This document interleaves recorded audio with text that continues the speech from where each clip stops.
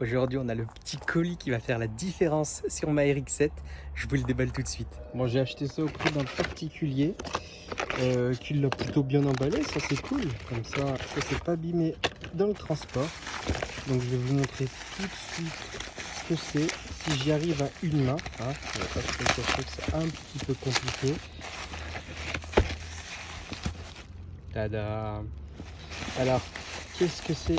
Ceux qui ne le savent pas, c'est tout simplement des anti-brouillards d'origine de RX-7. Alors, il y a très peu d'RX-7 qui étaient sortis justement avec ces anti-brouillards. Vous voyez là la petite marque là, je crois que c'est des Koito. C'est exactement la même marque qu'il y avait sur les phares d'origine de ma MX-5. Donc celui-ci, ça me confirme bien que c'est une pièce d'origine. Donc là, ce que vous voyez, donc c'est des anti-brouillards. Vous pouvez les voir par exemple dans cette image. Ou bien celle-ci sur Initial D, ça m'avait vachement inspiré. Donc ce genre d'anti-brouillard en fait se fixe tout simplement dans la bouche de la RX-7. Je vais vous le montrer tout de suite. Au niveau de la bouche, vous voyez, ça donne ça.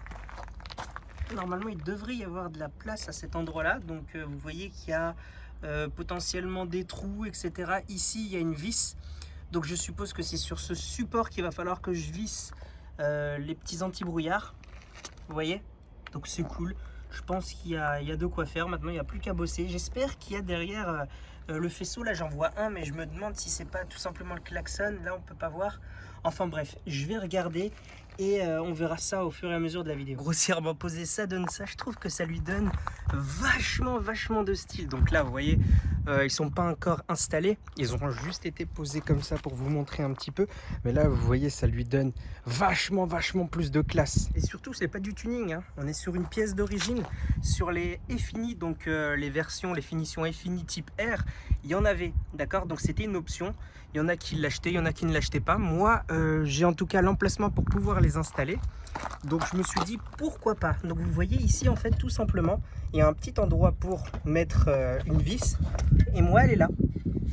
Donc vous voyez il y a juste en fait à placer ça. Donc de ce côté là en fait il y a une petite patte qu'il va falloir que je place à cet endroit là et celle-ci il va falloir que je la clipse, enfin je l'attache avec la vis pardon. Et pour que le système fonctionne, vous voyez, il y a un petit faisceau, il va falloir que je le repique. Je sais qu'il y en a un quelque part ici, il va falloir que je le retrouve. Et au niveau de l'intérieur, j'ai le petit bouton ici d'anti-brouillard, donc il est relié, il n'y a plus qu'à installer les feux. Et celui-ci, c'est pas pour les anti-brouillards arrière, hein. J'ai testé, c'est plutôt ce bouton-là. Parce que moi, faut pas oublier que c'était une version japonaise, donc on a dû faire adapter du coup pour l'homologation des feux anti-brouillard. Donc c'est avec ce petit bouton. Mais ça, c'est du coup pour les anti-brouillards avant que j'ai aujourd'hui que je vous présente. Et là, je viens de retrouver un petit bout de faisceau donc qui sortait à cet endroit-là. Je sais pas, je pense qu'ils ont dû se repiquer une fois dans le passé ici, hein, parce qu'il y a cette espèce de machin. Je sais pas si c'est d'origine du tout. Mais là, je vois qu'il y a un petit connecteur justement. Qui ressemble vachement à celui-ci. En plus, c'est un mâle. Donc, ce qu'on va faire, c'est qu'on va brancher, on va try, hein, tout simplement. On va allumer les phares et on va appuyer sur ce bouton. Et voilà, tout simplement. Donc, ça a l'air de marcher correctement.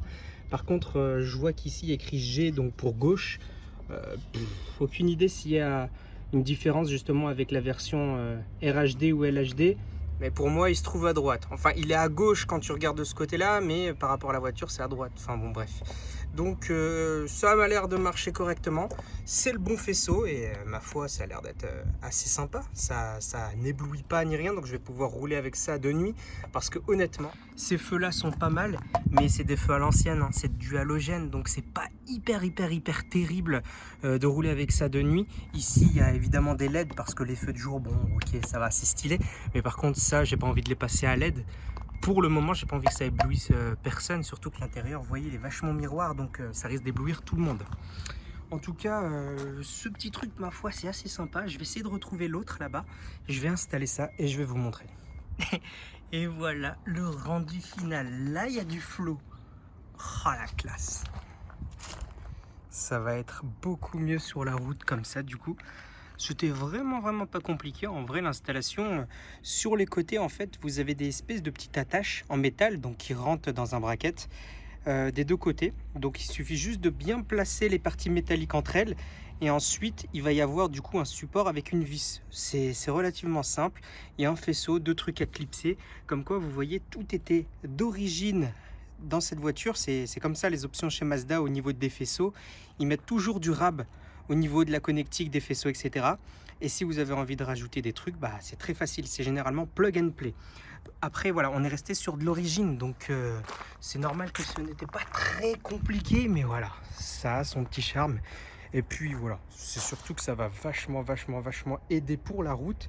Qui plus est, sans casser la ligne, sans casser l'image, sans faire un truc trop, on va dire, trop modifié. Là, on est sur de l'origine. Hein. Clairement, on est sur de l'origine. Et ça donne un petit cachet à la voiture. Bon, petite vidéo très courte, mais efficace. Là, on va rester un petit peu sur l'origine. Je dis pas que la voiture va rester 100% d'origine. En vrai, la RX-7, j'aimerais quand même la garder le plus stock possible. Pas rajouter de conneries, etc. pour l'instant. Peut-être qu'à l'avenir, je vais faire des modifications, mais pour le moment, je pense surtout à de la fiabilisation. Je pense surtout à rajouter en fait des trucs comme des options qui étaient d'origine. Mais voilà, je veux la rafraîchir en fait.